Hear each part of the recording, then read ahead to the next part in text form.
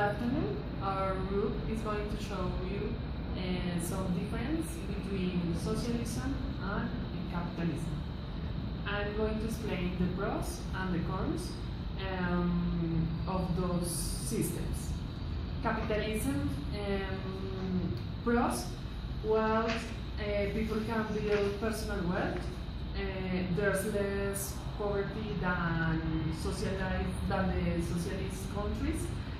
Taxes are less, and this system has economic prosperity and freedom. Cons, economic inequality between ultra-rich and homeless. Socialism pros, well, everyone pays the same. All people can benefit from public service like healthcare, social security, and public transit, and everyone who wants a job get it. Cons, no incentive to do hard work. There's not any possibility to have a private company, increase poverty rates, more power to the government, more and more taxes. And now I'm going to introduce Miss Teresa. She was born in a socialist country.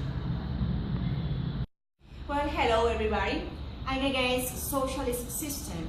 I'm radical about this topic because we have a dictatorship in Cuba. We don't have a democracy. And I wish a big change for my country. We really need it. I think that no one should have to live under a dictatorship. It's not fair. To live in a socialist country is a drama because everything is property from the government, and Fidel Castro and his family manipulate all the TV, radio, newspapers. It's a terrible thing. So Brian, do you mind if I ask you what do you think about this topic? What is your position? No problem, Teresa, but I am afraid I don't agree with you. My position is in favor of socialism because we avoid any kind of discrimination or exploitation based on social class, gender, ethnicity, or education. We work for the whole community in the same way without difference.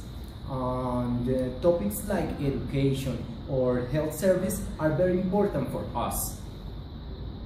We want equality for everyone, and as far as I'm concerned, Cuba is a great example of equality for other countries, especially in education and medical services.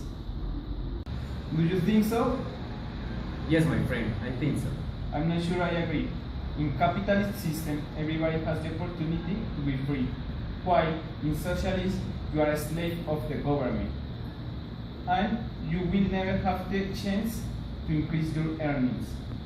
In addition, any person can start a new business, assuming sufficient funds and resources. Finally, with good luck, anyone can become wealthy, or at least earn a respectable, self-sufficient incomes. Now, I am going to introduce you Miss Paola. Paola is in Carica, and she is going to explain her position. Paola, you're welcome. It's totally opposite to social or political change. So for that reason, I'm totally fan of socialism. I really encourage people to live in a right way.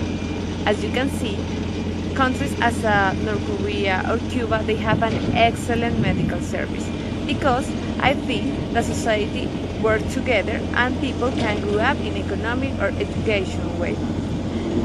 Other example that we can see is that North Korea, they don't have problems with drugs or alcoholism.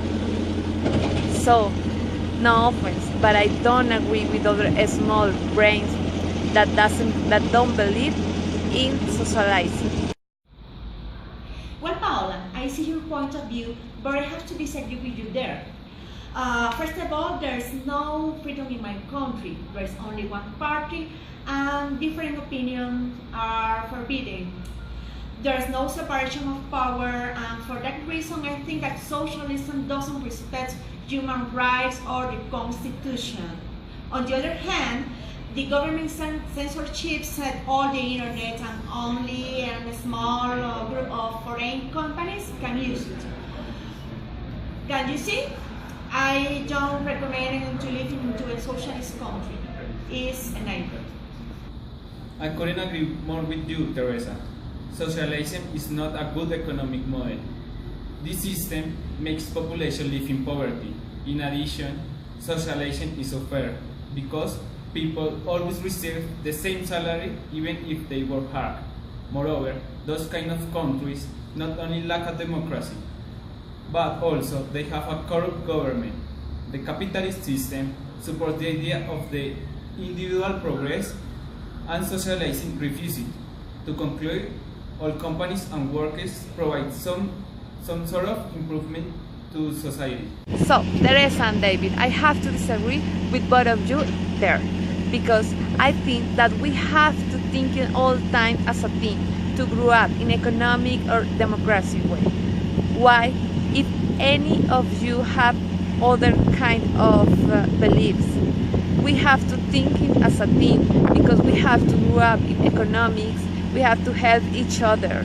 So I think that these kind of governments, they don't have corruption.